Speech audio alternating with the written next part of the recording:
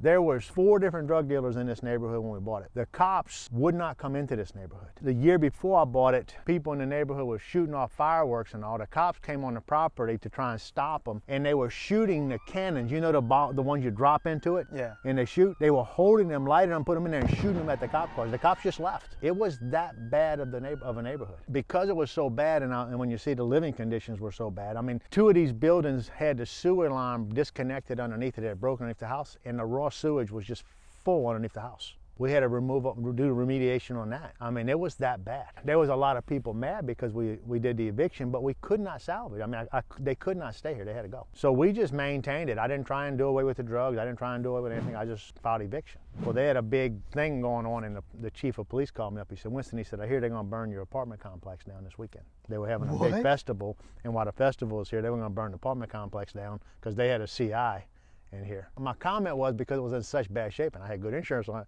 I said, are they going to burn the whole place down? He said, oh no, we're not going to allow them to burn any of it down. I'm going to have somebody there. And nothing ever happened, but I was like, please.